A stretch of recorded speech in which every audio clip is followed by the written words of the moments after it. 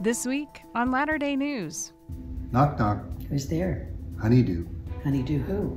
Honeydew, you know how much I love you. What did church leaders say to their Valentines on social media?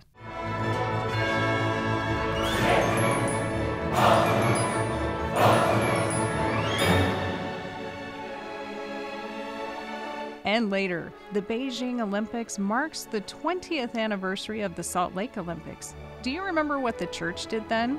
But first, the headlines. Church leaders sent social media Valentine wishes to their sweethearts this February. You know, sweetheart, one of the things I most love about you is that we've been able to laugh and smile for 40 years together. 42. 42.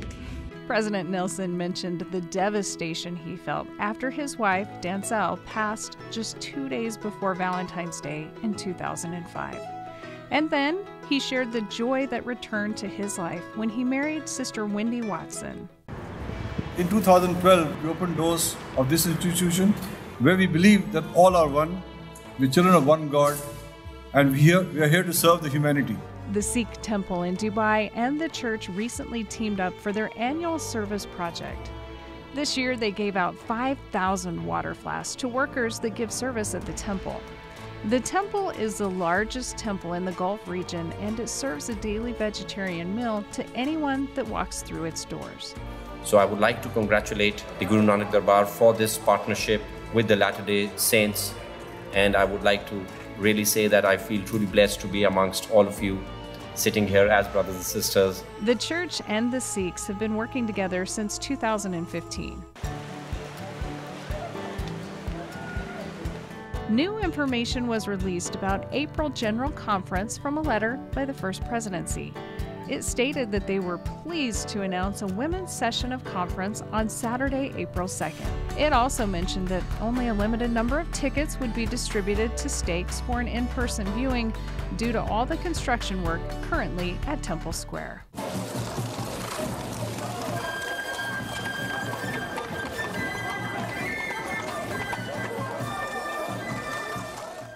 Need to study up on your U.S. history President's Day this month? Watch the movie A More Perfect Union. This film is a first comprehensive recreation of the events that led up to the creation of the United States Constitution. The movie was filmed on location at Independence Hall and other historical sites. You can watch it right now on Living Scripture Streaming. And those are the headlines. This week on Temple Updates, the Provo Temple turns a whopping 50 years old. In the 1960s, the Salt Lake, Logan, and Manti temples were overcrowded and there wasn't a freeway to get to the Salt Lake Temple. The Ogden and Provo temples were announced and construction began. In February 1972, the Provo Temple was dedicated by President Harold B. Lee with 7,000 people in attendance. The future for this temple will be a complete overhaul, much like the Ogden, Utah temple. This rendering was released late last year. With the world's attention focused on the Winter Olympics in Beijing, Latter-day News ends as we remember what the church did during the 2002 Salt Lake City Olympics.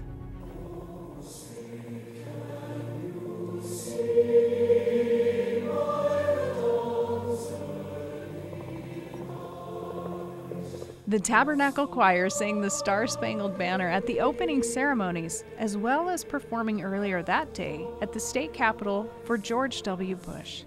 The choir also invited special guests to Temple Square performances like John Williams.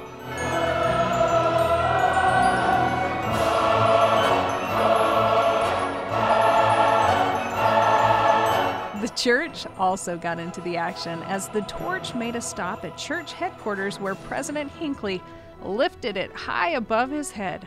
President Hinckley also accepted an interview with Tom Brokaw. Then the Temple Square sister missionaries welcomed an estimated 10,000 to 20,000 visitors a day to Temple Square with tours in 40 languages. But by far the largest and most visible church contribution was a banner 20 floors tall hanging from the church office building, complementing the Salt Lake City skyline with other participating buildings. It sure is fun to remember how welcoming the church was to the world as they came to Salt Lake City. Next week on LatterDay News. I've been staring at the mountains, I've been praying at my loudest.